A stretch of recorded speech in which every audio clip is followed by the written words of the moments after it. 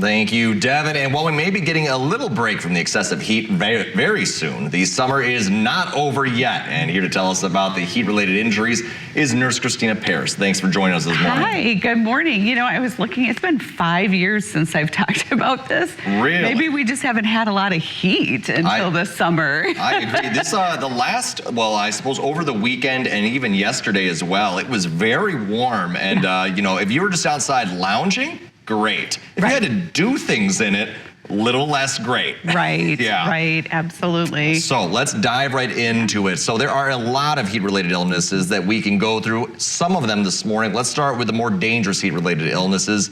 Heat stroke and heat exhaustion, what are they? Absolutely. You know, heat stroke is the most dangerous. And we had that fire in Minocqua over the weekend, and that was the one thing I told my husband. I said, oh my gosh, those poor firefighters in their full gear in this heat. And of course, some of them did sustain some heat-related injuries. So you have to be very careful. So heat stroke, like I said, is the worst. It's the most dangerous. And it's where you are no longer sweating.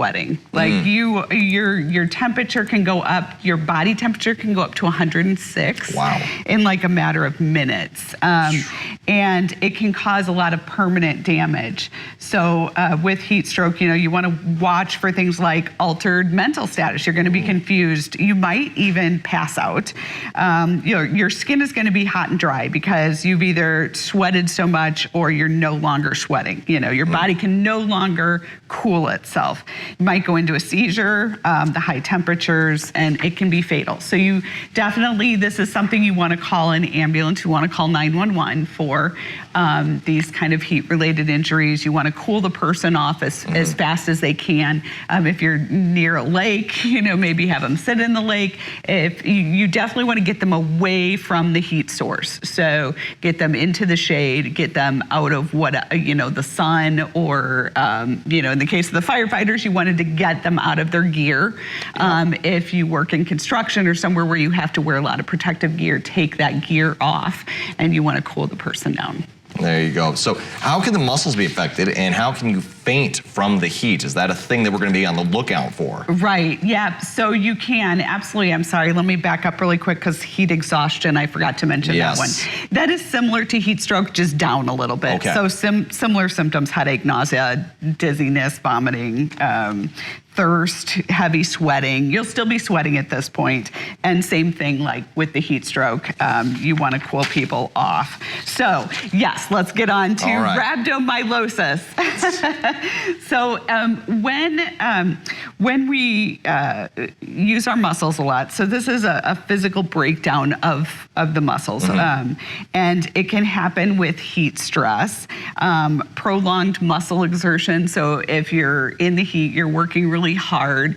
Again, maybe you work in construction, or you're just playing a game outside. You go to play baseball or football practice or something. You know, those things are occurring right now too. So when the muscle dies, it releases some large proteins along with electrolytes. And what can happen is those proteins are so large, they're hard to filter through the kidneys, so you'll get kidney damage. You can also get rhabdomyolysis from medications, a fall, if you fall and you're on the ground for prolonged periods of time, like hours, and that happens to some older people, the muscle will start to break down. So you're going to get muscle cramps. You're going to have abnormally dark urine, like tea color, look like cola. You're going to be weak, exercise intolerant, and some people don't have any symptoms, and that would probably be the people who like fall and get rhabdo from that. So of course you want to stop activities, drink fluids. You really want to kind of try to flush those kidneys out.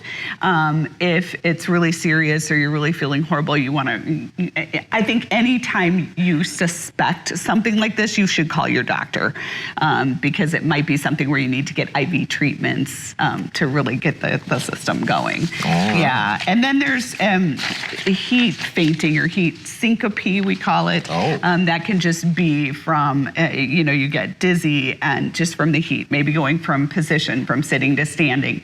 I know that, when we were at the 4th of July parade, the heat was so intense. It was really hot. You really had to stay hydrated. And that's where you can kind of get up and feel like, whoa, I am overheated. I haven't had enough fluids and I'm feeling really. So that could kind of be like the first step, then you got heat exhaustion, and then you got the stroke. Right. So you can kind of think of that as levels. Yep, exactly. All right. Yeah. So we could also talk about, though, heat injuries that happen. We got heat cramps we were talking about with the muscles as well, and heat rash. Right. And those, like you said, steps. So these would be the most basic, minimal things. And some people will get that, profuse sweating, and then they come home and they've got a rash, maybe right here or in their armpits. You can, it would just look like a normal rash. You're going to have the little bumps, and so you would just treat it like you would normally with maybe some powder.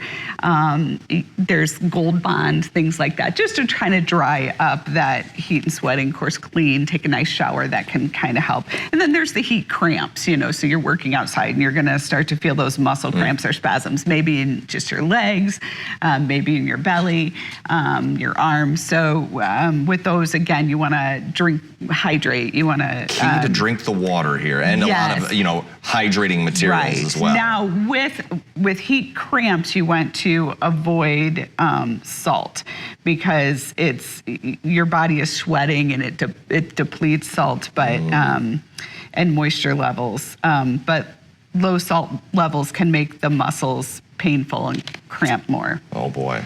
Well, all right. So there's a lot of things to be on the lookout for, as we still are going to have a hot day today, but it's hopefully going to cool down in the future. Yes, absolutely. And again, just hydrate, remove yourself from the heat source, and hopefully we will all be safe. We'll do our very best to keep cool this summer, but thanks again for coming on in this morning and talking about this with us. Absolutely. So coming up, we're going to be talking about what's trending with Devin after this commercial break.